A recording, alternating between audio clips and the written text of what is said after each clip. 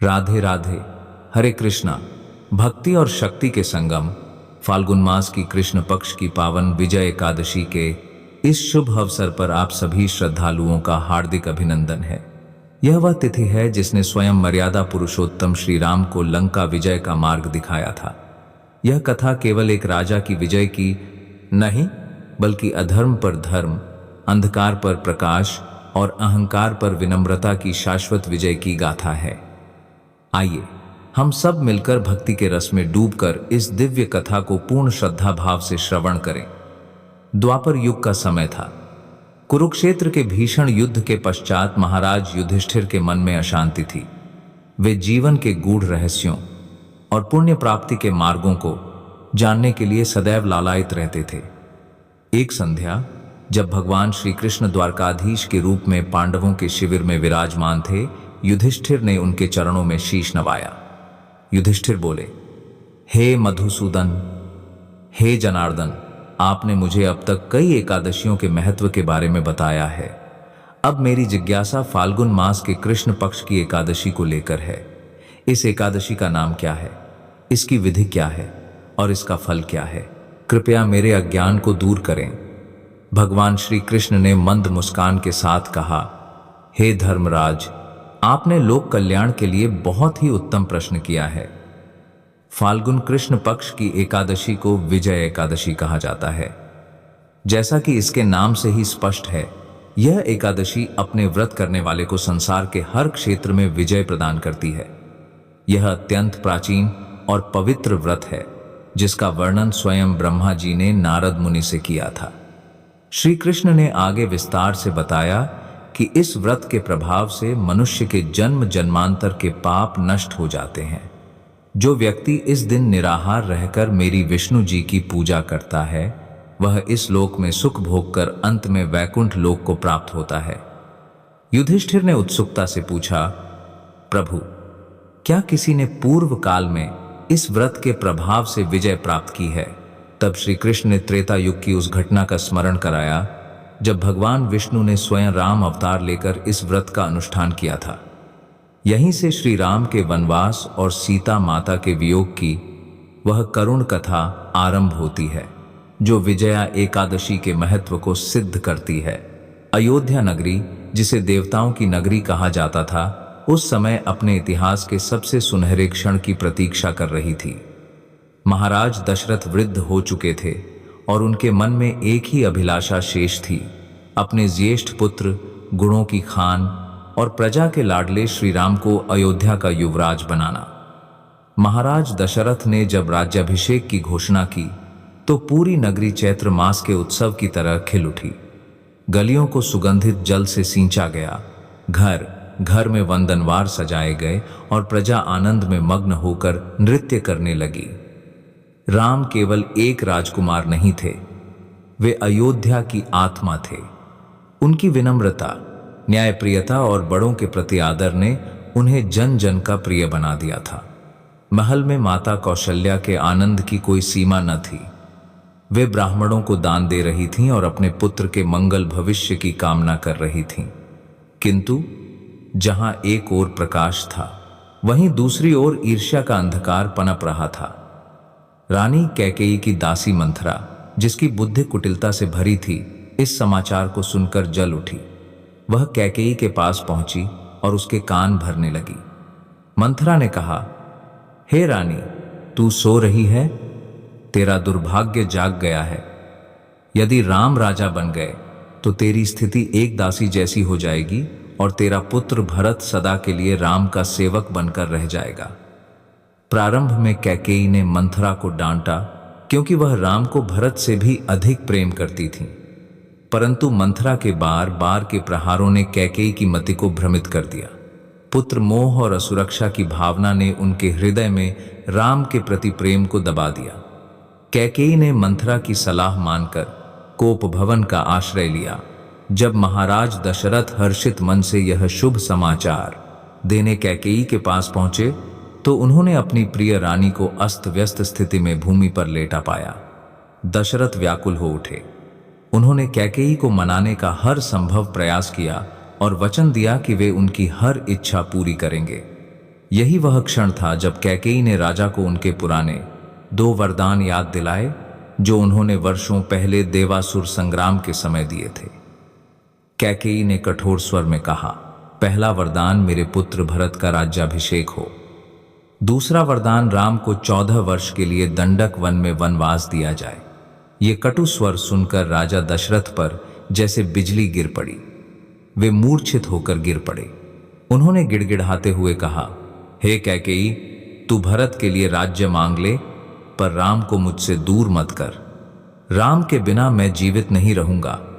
किंतु कैकेयी अपने निश्चय पर अडिग रहीं। जब प्रातःकाल राम को पिता की स्थिति का पता चला, वे तुरंत वहां पहुंचे। पिता को मौन और व्यथित देखकर उन्होंने माता कैकेयी से कारण पूछा। कैकेयी ने बिना किसी संकोच के राजा के वचनों और अपने वरदानों के बारे में बता दिया। श्री राम के मुख पर तनिक भी शिकन नहीं आई। उनके लिए पिता का वचन और कुल की मर्यादा रघुकुल रीति सदा चली आई। प्राण जाए पर वचन न जाई सर्वोपरि थी। उन्होंने मंद मुस्कान के साथ कहा, माता, पिताजी के वचनों की रक्षा करना मेरा परम कर्तव्य है। भरत जैसा भाई राजा बने, यह तो मेरे लिए परम सौभाग्य की बात है। मैं आज ही वन जाने को तैयार हूं। जब लक्ष्मण को यह समाचार मिला तो उनका क्रोध 7वें आसमान पर पहुंच गया। वे इस अन्याय को सहन नहीं कर पा रहे थे, परंतु राम ने उन्हें शांत किया और समझाया कि यह प्रारब्ध है और धर्म का मार्ग ही श्रेष्ठ है। लक्ष्मण ने स्पष्ट कर दिया, प्रभु, जहां राम है वहीं मेरी अयोध्या है। मैं आपके बिना एक क्षण भी नहीं रह सकता। वहीं दूसरी ओर माता सीता ने भी महलों के सुख को त्याग कर पति के साथ वन जाने का निश्चय किया। राम ने उन्हें वन की कठिनाइयों, हिंसक पशुओं और कांटों भरे रास्तों का भय दिखाया, किंतु सीता जी ने कहा, हे नाथ, पत्नी की गति पति के साथ ही होती है। आपके चरणों की छाया में ही मेरे लिए स्वर्ग है। अंततः वह घड़ी आ गई जब राम, लक्ष्मण और सीता ने राजसी वस्त्र त्याग कर तपस्वियों के वल्कल वस्त्र धारण किए। पूरी अयोध्या की प्रजा रथ के पीछे दौड़ने लगी। राजा दशरथ महल की छत से हा राम पुकारते रहे। अयोध्या के पशु पक्षी भी उस दिन उदास थे। सरयू नदी के तट पर प्रजा को छोड़कर राम आगे बढ़ गए ताकि वे उन्हें वापस लौटने के लिए विवश न कर सकें। अयोध्या की सीमाओं को पीछे छोड़ तमसा और गंगा के पावन तटों को पार करते हुए प्रभु श्री राम, माता सीता और लक्ष्मण जी श्री भारद्वाज और वाल्मीकि के दर्शन करते हुए आगे बढ़े। अंततः वे गोदावरी नदी के तट पर स्थित पंचवटी पहुंचे। यह स्थान 5 विशाल बरगद के वृक्षों से घिरा हुआ था, जहां प्रकृति अपनी पूर्ण छटा बिखेर रही थी। लक्ष्मण जी ने अपनी अद्भुत शिल्प कला से वहां एक सुंदर पर्णकुटी बनाई। यहाँ का जीवन अत्यंत सादा और पवित्र था। श्री राम और लक्ष्मण वन्य कंद, मूल और फल एकत्र करते, शिव मुनियों की सेवा करते और संध्या के समय गोदावरी के तट पर ध्यान लगाते। माता सीता कुटिया के आंगन को महकाती और लक्ष्मण जी एक सजग प्रहरी की तरह रात दिन अपने भ्राता और भाभी की रक्षा में तत्पर रहते। कई वर्ष इसी शांति में व्यतीत हुए, किंतु नियति का चक्र अब घूमने वाला था। एक दिन लंकापति रावण की बहन शूर्पणखा पंचवटी के वनों में विचरण कर रही थी। श्री राम के अलौकिक सौंदर्य को देखकर वह उन पर मोहित हो गई। उसने एक सुंदर स्त्री का रूप धारण किया और राम के पास विवाह का प्रस्ताव लेकर पहुंची।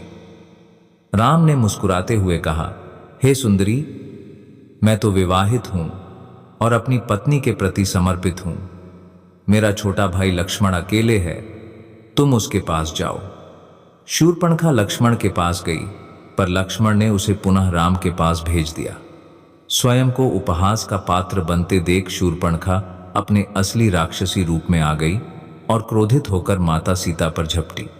तभी राम के संकेत पर लक्ष्मण ने अपनी तलवार से शूर्पणखा की नाक और कान काट दिए। रावण का प्रतिशोध और मारीच की सहायता।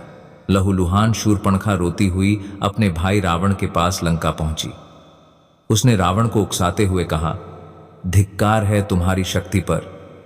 वन में 2 तपस्वियों ने तुम्हारी बहन का यह हाल किया है और उनके साथ एक ऐसी सुंदरी है जो केवल लंका की रानी बनने के योग्य है। क्रोध और काम के वश में होकर रावण ने प्रतिशोध का संकल्प लिया। वह अपने मामा मारीच के पास पहुंचा। मारीच पहले ही राम के पराक्रम का स्वाद चख चुका था। उसने रावण को बहुत समझाया। राम साक्षात काल हैं, उनसे बैर मत करो। परंतु रावण की हठ के आगे उसकी एक न चली। रावण ने मारीच को आदेश दिया कि वह एक अत्यंत सुंदर स्वर्ण मृग का रूप धारण करे। पंचवटी की कुटिया के पास अचानक एक चमकता हुआ हिरण दिखाई दिया। उसका शरीर सोने जैसा दमक रहा था और उस पर चांदी जैसी बिंदियां थीं। माता सीता उस मृग की सुंदरता पर मंत्रमुग्ध हो गईं। उन्होंने श्री राम से करुण स्वर में कहा, हे आर्यपुत्र, यह मृग कितना अद्भुत है। यदि संभव हो तो इसे मेरे लिए जीवित पकड़ाइए, और यदि यह जीवित न आए तो इसकी छाल मेरी कुटिया की शोभा बढ़ाएगी। लक्ष्मण को तुरंत संदेह हुआ कि कोई भी हिरण सोने का नहीं हो सकता, यह निश्चित ही राक्षसी माया है। परंतु राम ने सीता की प्रसन्नता के लिए मृग का पीछा करने का निश्चय किया। उन्होंने लक्ष्मण को आदेश दिया, लक्ष्मण, तुम कुटिया की रक्षा करना और सीता को अकेला मत छोड़ना। श्री राम उस मायावी मृग के पीछे बहुत दूर तक निकल गए। जब मारीच को लगा कि अब वह पकड़ा जाएगा तो वह अपने असली रूप में आने लगा। राम ने एक बाण छो जो सीधा मारीच के हृदय में लगा। मरते समय मारीच ने रावण की योजना के अनुसार राम की आवाज बनाकर जोर से पुकारा, हाँ लक्ष्मण, हाँ सीते। कुटिया में बैठी सीता यह सुनकर कांप उठी। उन्होंने लक्ष्मण से तुरंत राम की सहायता के लिए जाने को कहा। लक्ष्मण जानते थे कि उनके भ्राता अजय हैं, उन्हें कुछ नहीं हो सकता। परंतु सीता के कठोर वचनों और विलाप से विवश होकर लक्ष्मण ने कुटिया के चारों ओर अपने धनुष से एक अभेद्य रेखा खींची, जिसे लक्ष्मण रेखा कहा गया, और वे राम की खोज में निकल पाए। कुटिया को अकेला पाकर रावण एक साधु के वेश में वहां पहुंचा और भिक्षा की याचना की। जैसे ही माता सीता भिक्षा देने के लिए लक्ष्मण रेखा से बाहर निकली, रावण ने अपना असली और असली प्रपोक्ष में निकलकर एक साधु के वेश में रूप धारण कर लिया। उसने जबरन सीता माता को अपने पुष्पक विमान में बिठाया और आकाश मार्ग से लंका की ओर उछाला। वन उपवन माता सीता की चीत्कारों से गूंज उठे, पर वहां कोई रक्षक न था। आकाश मार्ग से माता सीता का विलाप गूंज रहा था। रावण अपने पुष्पक विमान में उन्हें वेग से लंका की ओर ले जा रहा था। माता सीता नीचे दिख रहे वृक्षों, पर्वतों और पशु पक्षियों से पुकार पुकार कर कह रही थीं, हे गोदावरी, प्रभु से कहना कि रावण मुझे ले गया है। हे वन के मृगों, राम को मेरा संदेश देना। उसी वन में एक पर्वत की चोटी पर गिद्धराज जटायु विश्राम कर रहे थे। वे महाराज दशरथ के मित्र थे और अत्यंत वृद्ध हो चुके थे। जैसे ही उनके कानों में किसी स्त्री की करुण पुकार और राम राम का शब्द पहा, उन्होंने ऊपर देखा। रावण जैसा महाबली राक्षस एक नारी का हरण कर ले जा रहा था। जटायु ने एक क्षण भी नहीं सोचा। यद्यपि वे जानते थे कि रावण अत्यंत शक्तिशाली है और वे स्वयं वृद्ध हैं, फिर भी उन्होंने धर्म का साथ देने का निश्चय किया। उन्होंने रावण को ललकारा, ठहर रे पापी रावण, मेरे जीते जी तू मां सीता को इस तरह नहीं ले जा सकता। वृद्ध जटायु और रावण के बीच आकाश में एक ऐसा युद्ध छिड़ा जिसे देखकर देवता भी चकित रह गए। जटायु ने अपनी तीखी चोंच और नुकीले पंजों से रावण के शरीर को क्षत विक्षत कर दिया। उन्होंने रावण के धनुष को तोड़ दिया और उसके रथ के घोड़ों को मार गिराया। रावण क्रोध से जल उठा। उसने देखा कि यह पक्षी उसके मार्ग में बड़ी बाधा बन रहा है। अंततः रावण ने अपनी चंद्रहास तलवार निकाली और जटायु के दोनों पंख काट दिए। पंख कटते ही जटायु लहूलुहान होकर राम राम जपते हुए भूमि पर गिर पड़े। रावण सीता माता को लेकर आगे बढ़ गया, किंतु जटायु ने अपने प्राणों को रोक कर रखा। उनके मन में एक ही इच्छा थी, अपने प्रभु श्री राम को सीता की दिशा बताना। इधर राम जब मारीच का वध करके वापस लौट रहे थे तो उन्हें सामने से लक्ष्मण आते दिखे। राम का हृदय कांप उठा। उन्होंने कहा, लक्ष्मण, तुम सीते को अकेला छोड़कर क्यों आए? मुझे अनिष्ट की आशंका हो रही है। लक्ष्मण ने व्यथित होकर माता सीता के कटु वचनों और मारीच की उस मायावी पुकार के बारे में बताया। दोनों भाई जब कुटिया पहुंचे तो वहां सन्नाटा था। राम ने पुकारा, सीते सीते, किंतु केवल प्रतिध्वनि सुनाई दी। राम पागलों की तरह वृक्षों, लताओं और गोदावरी की लहरों से सीता का पता पूछने लगे। वे विलाप करने लगे, हे खग, मृग, हे मधुकर श्रेणी, तुम देखी सीता मृग नयनी। हे पक्षियों, हे मृगों, क्या तुमने मृग जैसी आंखों वाली सीता को देखा है? खोजते खोजते राम और लक्ष्मण उस स्थान पर पहुंचे जहां जटायु लहूलुहान पड़े थे। पहले राम को लगा कि शायद इस राक्षस ने ही सीता को खा लिया है, पर जब उन्होंने ध्यान से देखा तो जटायु के मुख से राम नाम निकल रहा था। जटायु ने क्षीण स्वर में कहा, हे प्रभु, जिसे आप खोज रहे हैं उसे लंका का राजा रावण दक्षिण दिशा की ओर ले गया है। मैंने उसे रोकने का प्रयास किया पर उसने मेरे पंख काट दिए। इतना कहते ही जटायु ने राम की गोद में अपना सिर रखा और उनके दर्शन करते हुए अपने प्राण त्याग दिए। राम की आंखों में अश्रु भर आए। उन्होंने जटायु के त्याग को देखा और कहा कि जटायु ने वह स्थान प्राप्त किया है जो बड़े बड़े योगियों को भी दुर्लभ है। राम ने स्वयं अपने हाथों से जटायु का अंतिम संस्कार किया, जैसे कोई पुत्र अपने पिता का करता है। जटायु के बलिदान ने श्री राम को एक दिशा दी। अब उन्हें पता था कि शत्रु कौन है और किस दिशा में गया है। राम और लक्ष्मण ने अपने आंसू पोंछे और दक्षिण की ओर बढ़ चले। उनके मन में अब केवल एक ही लक्ष्य था, सीता जी की मुक्ति और अधर्म का विनाश। मार्ग में उन्हें कबंध नामक राक्षस मिला, जिसका उद्धार करने के बाद उन्हें मतंग के आश्रम की ओर जाने का संकेत मिला। प्रभु श्री राम और लक्ष्मण जब दंडकारण्य के घने वनों को पार करते हुए मतंग के पावन क्षेत्र में प्रविष्ट हुए तो वहां का वातावरण ही भक्ति के रस से सराबोर था। मतंग के आश्रम में वर्षों से एक वृद्धा भीलनी शबरी अपने गुरु के वचनों को हृदय से लगाए बैठी थी। शबरी का जीवन कोई सामान्य जीवन नहीं था, वह एक अखंड तपस्या थी, एक ऐसी प्रतीक्षा जो युगों की थकान को भी मात दे दे।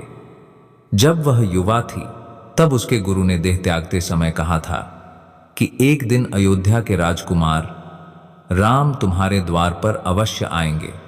बस उसी एक विश्वास के तंतु को पककर शबरी ने अपने जीवन के दशकों काट दिए। वह प्रतिदिन सूर्योदय से पूर्व उठती, कांपते हाथों से उस ऊब खाब जंगली रास्ते को बुहारती और साफ करती, ताकि जब उसके प्रभु आएं तो उनके सुकोमल चरणों में कोई कंक न चुभ जाए। वह वन के कोने कोने में जाकर सबसे मीठे बेर चुनकर लाती। उसकी ममता इतनी गहरी थी कि उसे भय रहता कि कहीं कोई बेर बाहर से सुंदर और भीतर से खट्टा न निकल जाए, इसलिए वह हर बेर को स्वयं चखती और जो सबसे मीठा होता उसे ही अपने प्रभु के लिए रखती। संसार की दृष्टि में वे बेर जूठे थे, पर भक्ति की दृष्टि में वे प्रेम के अमृत से धुले हुए थे। अंततः वह शुभ घड़ी आई जब प्रभु श्री राम ने उसके आश्रम में पग रखा। शबरी की आंखों से अश्रुओं की धारा बह निकली। वह कभी उनके चरणों को धोती, कभी फटे आसन को संवारती। जब उसने वह बेर प्रभु को अर्पित किए तो मर्यादा पुरुषोत्तम ने बड़े चाव से उन जूठे बेरों का भोग लगाया और कहा कि उन्होंने आज तक ऐसा स्वादिष्ट भोजन नहीं किया, क्योंकि इसमें शबरी का निर्मल प्रेम घुला था। शबरी ने ही प्रभु को मार्गदर्शन दिया कि उन्हें शमूक पर्वत की ओर जाना चाहिए, जहां वानरराज सुग्रीव उनकी सहायता कर सकते हैं। शबरी के आश्रम से विदा लेकर जब दोनों भाई शमूक पर्वत के निकट पहुंचे तो पर्वत के शिखर पर बैठे सुग्रीव को संशय हुआ। सुग्रीव अपने भाई बाली के भय से सदा आतंकित रहते थे। उन्हें लगा कि कहीं ये धनुर्धारी योद्धा बाली के भेजे हुए दूत तो नहीं जो उनका वध करने आए हैं। सुग्रीव ने अपने सबसे बुद्धिमान और संकटमोचक सेवक हनुमान जी को सच जानने के लिए भेजा। हनुमान जी ने एक विनम्र ब्राह्मण का वेश धारण किया और प्रभु के सम्मुख जाकर बड़े ही विद्वत्तापूर्ण ढंग से उनका परिचय पूछा। हनुमान जी की वाणी में ऐसा आकर्षण और ऐसी शुद्धि थी कि प्रभु राम तुरंत समझ गए कि यह कोई साधारण वानर नहीं है। जैसे ही राम ने अपना परिचय दिया, हनुमान जी का हृदय गदगद हो गया। वे तुरंत अपने वास्तविक रूप में प्रकट हुए और प्रभु के चरणों में साष्टांग प्रणाम किया। उनकी आंखों में प्रेम के आंसू थे कि जिस आराध्य का वे सदा ध्यान करते थे, वे आज साक्षात उनके सम्मुख खे थे। हनुमान जी ने ही प्रभु राम और सुग्रीव की भेंट कराई और पवित्र अग्नि को साक्षी मानकर दोनों के बीच अटूट मित्रता का सूत्र बांधा। राम ने सुग्रीव को बाली के अन्याय से मुक्ति दिलाने का वचन दिया और सुग्रीव ने सीता माता की खोज में अपनी पूरी वानर सेना लगा देने का संकल्प लिया। शमूक पर्वत की चोटियों पर जब प्रभु श्री वानर सेना लगा देने का राम और सुग्रीव की मित्रता अग्नि के साक्ष्य में पक्की हो गई, तब बाली के वध और सीता माता की खोज की भूमिका तैयार हुई। सुग्रीव का भाई बाली, जो किष्किंधा का राजा था, कोई साधारण योद्धा नहीं था। उसे इंद्र से एक ऐसी दिव्य स्वर्णमाला और वरदान प्राप्त था कि जो भी शत्रु उसके सम्मुख युद्ध करने आता, उसकी आधी शक्ति बाली के शरीर में समा जाती थी। इसी अजेय शक्ति के मद में चूर होकर उसने अपने छोटे भाई सुग्रीव को राज्य से निष्कासित कर दिया था और उसकी पत्नी को भी बंदी बना लिया था। सुग्रीव की व्यथा सुनकर मर्यादा पुरुषोत्तम राम ने उसे निर्भय किया। योजना के अनुसार राम ने सुग्रीव को बाली से युद्ध करने के लिए भेजा। पहली बार में जब सुग्रीव और बाली का भीषण मल्ल युद्ध हुआ तो दोनों भाई एक जैसे दिखने के कारण राम बाण न चला सके और सुग्रीव को मार खाकर भाग ना पा। तब प्रभु ने सुग्रीव के गले में गजपुष्पी की माला डाली ताकि पहचान हो सके। दोबारा जब युद्ध छिहा तो बाली सुग्रीव पर भारी पड़ने लगा। उसी समय प्रभु श्री राम ने एक विशाल वृक्ष की ओट से अमोघ बाण चलाया जो बाली के हृदय को भेद गया। बाली जब भूमि पर गिरा तो उसने प्रभु पर छिपकर वार करने का प्रश्न किया, जिस पर राम जी ने उसे धर्म और मर्यादा का पाठ पढ़ाया कि छोटे भाई की पत्नी पुत्री के समान होती है और उसका अपमान करने वाले को दंड देना ही राजधर्म है। बाली ने जैसे ही सामने खड़े नीलमेघ वर्ण प्रभु के दर्शन किए, उसका सारा अहंकार धुल गया। उसने अपने पुत्र अंगद को प्रभु के चरणों में सौंप दिया और साक्षात ईश्वर के हाथों वीरगति प्राप्त कर मोक्ष का अधिकारी बना। इसके पश्चात विधि विधान से सुग्रीव का राज्याभिषेक हुआ और अंगद को युवराज बनाया गया। बाली वध के उपरांत वर्षा ऋतु का आगमन हुआ और प्रभु ने चातुर्मास माल्यवंत पर्वत की गुफा में व्यतीत किया। जैसे ही आकाश निर्मल हुआ और शरद ऋतु आई, सुग्रीव ने अपने वचन के अनुसार चारों दिशाओं में वानरों की विशाल सेनाएं भेजीं। सबसे महत्वपूर्ण दल दक्षिण दिशा की ओर गया, जिसका नेतृत्व स्वयं युवराज अंगद कर रहे थे और उनके साथ बुद्धि के सागर हनुमान जी तथा अत्यंत अनुभवी जामवंत जी थे। प्रस्थान के समय प्रभु श्री राम को हनुमान जी पर अटूट विश्वास था, इसलिए उन्होंने अपनी मुद्रिका हनुमान जी को सौंपते हुए कहा कि जब माता सीता मिले तो उन्हें यह दिखाना ताकि उन्हें विश्वास हो जाए कि तुम राम के ही दूत हो। वानर दल खोज करते करते दक्षिण समुद्र के तट पर पहुंचा, जहां सामने अगाध सागर लहरा रहा था और पीछे विशाल पर्वत थे। वहां उनकी भेंट जटायु के भय भाई संपाति से हुई। संपाति ने अपनी दिव्य दृष्टि से देखकर वानरों को बताया कि माता सीता यहां से 100 योजन दूर समुद्र पार रावण की स्वर्ण नगरी लंका में अशोक वाटिका के नीचे बैठी हैं।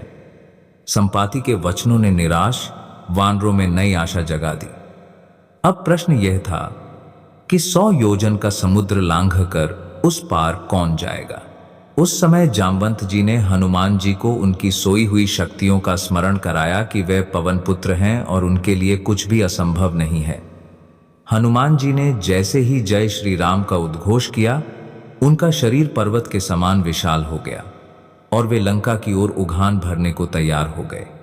पवन पुत्र हनुमान ने एक विशाल और स्वर्ण पर्वत के समान देह धारण की और जय श्री राम के गगनभेदी उद्घोष के साथ महेंद्र पर्वत से ऐसी छलांग लगाई कि पूरा पर्वत पाताल में धंस गया। समुद्र के मार्ग में सुरसा और सिंहिका जैसी बाधाओं को पार कर पवन के वेग से ऊदते हुए वे लंका के तट पर उतरे। लंका की चकाचौंध और पहरे को चकमा देने के लिए उन्होंने एक मच्छर के समान सूक्ष्म रूप धारण किया और लंकिनी का गर्भ चूर कर नगरी में प्रवेश किया। पूरी लंका को छान मारने के बाद उनकी दृष्टि अशोक वाटिका में बैठी एक तेजस्विनी किंतु अत्यंत व्याकुल देवी पर पही, जो निरंतर राम नाम का जप कर रही थीं। हनुमान जी समझ गए कि यही जगत जननी माता सीता है। वे एक वृक्ष की ओट में छिपकर रावण के उस कुत्सित प्रयास को देखते रहे, जहां वह माता को डराने धमकाने आया था। रावण के जाते ही हनुमान जी ने ऊपर से प्रभु श्री राम की वह दिव्य मुद्रिका नीचे गिरा दी। अंगूठी पर राम नाम अंकित देख माता सीता चकित रह गईं। तभी हनुमान जी ने बभी ही कोमल वाणी में राम कथा सुनाई और वृक्ष से नीचे उतरकर अपना परिचय दिया। माता के चरणों में शीश नवाकर उन्होंने प्रभु का संदेश सुनाया और सांत्वना दी कि श्री राम बहुत जल्द वानर सेना के साथ आकर उन्हें मुक्त कराएंगे। माता ने आशीष स्वरूप अपनी चूहामणी हनुमान जी को दी। विदाई लेने से पहले हनुमान जी को तीव्र भूख लगी, तो माता की आज्ञा पाकर उन्होंने अशोक वाटिका के फल खाने शुरू किए। फल खाने के साथ साथ उन्होंने वाटिका को उजाड़ दिया और विरोध करने वाले अक्षय कुमार समेत हजारों राक्षसों का संहार किया। अंततः मेघनाद ने ब्रह्मपाश का प्रयोग कर उन्हें बंदी बनाया और रावण के दरबार में ले गया। रावण के अहंकार भरे प्रश्नों का उत्तर हनुमान जी ने निर्भीकता से दिया और उसे प्राबोधिक प्रश्नों का उत्तर हनुमान जी ने निर्भीकता से दिया। धर्म का मार्ग अपनाने की सलाह दी। क्रोधित रावण ने दूत का वध न करते हुए उनकी पूंछ में आग लगाने का आदेश दिया। जैसे ही पूंछ में आग लगी, हनुमान जी ने विशाल रूप धारण किया और एक छलांग में लंका की ऊंची अटारियों पर पहुंच गए। उन्होंने जलती हुई पूंछ से रावण के अभिमान की प्रतीक पूरी सोने की लंका को जलाकर भस्म कर दिया। लंका दहन के पश्चात उन्होंने समुद्र में अपनी पूंछ बुझाई और पुनः समुद्र लांघकर अंगद और जामवंत के पास पहुंचे। जब हनुमान जी ने प्रभु श्री राम को माता सीता की चूहामणी सौंपी और उनकी व्यथा सुनाई, तो प्रभु की आंखों में प्रेमाश्रु भर आए। प्रभु श्री राम ने तुरंत सेना को प्रस्थान का आदेश दिया और विशाल वानर वाहिनी समुद्र तट पर पहुंच गई। सामने अगाध सागर की लहरें गर्जना कर रही थीं, जिसे पार करने का कोई प्रत्यक्ष मार्ग न देख मर्यादा पुरुषोत्तम चिंतित हुए। पास ही वक्दालभ्य शिका पावन आश्रम था, जहां प्रभु मार्गदर्शन हेतु गए। श्री ने हाथ जोकर कहा, हे राम, आप तो साक्षात नारायण हैं, फिर भी मर्यादा के पालन हेतु व्याकुल हैं। आप अपनी पूरी सेना के साथ फाल्गुन मास के कृष्ण पक्ष की विजया एकादशी का विधिपूर्वक व्रत करें। प्रभु ने श्री की आज्ञा मानकर सप्तधान्य की स्थापना की, स्वर्ण कलश सजाया और पूरी श्रद्धा से निर्जला व्रत रखा। इस व्रत के पुण्य प्रभाव से समुद्र देव स्वयं प्रकट हुए और मार्ग का रहस्य बताया। उन्होंने कहा कि आपकी सेना में नल और नील नामक 2 वानर हैं, जिन्हें यह वरदान है कि उनके स्पर्श से पत्थर भी जल पर तैरेंगे। यह सुनकर वानर सेना ने पत्थरों पर श्री राम नाम लिखकर उन्हें समुद्र में डालना शुरू किया। राम नाम की अलौकिक शक्ति से पाषाण नौका बन गए और एक भव्य सेतु का निर्माण हुआ। पूरी वानर सेना राम सेतु को पार कर लंका पहुंची। युद्ध से पहले प्रभु ने शांति का अंतिम प्रस्ताव लेकर अंगद को भेजा, लेकिन अहंकारी रावण के ठुकराने के बाद लंका की धरती भीषण युद्ध की गवाह बनी, जिसमें धर्म और अधर्म का महासंग्राम छिड़ गया। लंका के रणक्षेत्र में जब वानर सेना और राक्षसी सेना के बीच महासंग्राम छिड़ा, तो आकाश बाणों से भर गया और धरती वीरों के गर्जना से कांप उठी। इस भीषण युद्ध में रावण का सबसे प्रतापी पुत्र मेघनाद अपनी मायावी शक्तियों से भारी तबाही मचा रहा था। उसने अपनी माया से लक्ष्मण जी को संकट में डालने का प्रयास किया, लेकिन लक्ष्मण जी ने अपनी कठोर तपस्या और अडिग साहस के बल पर मेघनाद के यज्ञ को भंग कर दिया। एक भयानक युद्ध के पश्चात लक्ष्मण जी ने दिव्य बाणों का संधान किया और इंद्रजीत मेघनाद का वध कर अधर्म की एक बहुत बड़ी शक्ति को धराशायी कर दिया। इसी क्रम में विशालकाय कुंभकर्ण जब नींद से जागा और रणभूमि में उतरा, तो वह पर्वतों की तरह वानर सेना को कुचलने लगा। तब हनुमान जी और प्रभु श्री राम के पराक्रम ने उस पर्वताकार राक्षस का अंत किया। हनुमान जी ने अपनी गदा और अद्भुत शक्ति से लंका के बड़े बड़े योद्धाओं का संहार किया, जिससे रावण की सेना में हाहाकार मच गया और अधर्म का दुर्ग ढहने लगा। युद्ध के अंतिम और निर्णायक चरण में साक्षात प्रभु श्री राम और लंकापति रावण का आमना सामना हुआ। रावण कोई साधारण योद्धा नहीं था। वह अपनी मायावी शक्तियों से बार बार मस्तक बदल लेता और हर बार वार करने पर पुनः जीवित हो उठता। जब रावण का अंत असंभव प्रतीत होने लगा, तब विभीषण ने प्रभु राम को वह गुप्त रहस्य बताया कि रावण की मृत्यु साधारण बाणों से नहीं होगी, क्योंकि उसकी नाभि में अमृत का कुंड स्थित है। प्रभु श्री राम ने माता सीता का स्मरण किया और ब्रह्मांड की सबसे शक्तिशाली अस्त्र ब्रह्मास्त्र का संधान किया। जैसे ही वह दिव्य बाण रावण की नाभि में लगा, अमृत सूख गया और उस महा अहंकारी राक्षस का अंत हुआ। रावण के गिरते ही त्रिलोक में शांति छा गई। आकाश से देवताओं ने पुष्प वर्षा की और चारों दिशाओं में जय श्री राम की गूंज सुनाई देने लगी। विजय के पश्चात प्रभु श्री राम ने माता सीता को ससम्मान मुक्त कराया और विभीषण को लंका का नया राजा बनाकर धर्म की पुनर्स्थापना की।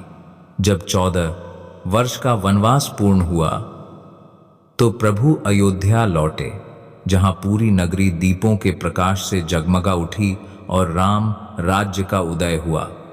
यह महान विजय उसी विजय एकादशी के पावन संकल्प और तप का प्रतिफल था, जिसने असंभव को भी संभव कर दिया। विजय एकादशी की यह मंगलमय कथा हमें सिखाती है कि चाहे जीवन की बाधाएं समुद्र जैसी विशाल और रावण जैसी भयानक क्यों न हो, यदि हमारे हृदय में अटूट भक्ति, धैर्य और एकादशी जैसे व्रतों का अनुशासन है, तो अंत में विजय सत्य की ही होगी। भगवान श्री राम और माता सीता की असीम कृपा आप सभी पर बनी रहे और यह कथा आपके जीवन में शांति और समृद्धि लेकर आए। बोलिए श्री रामचंद्र की जय। जय श्री हरि विष्णु।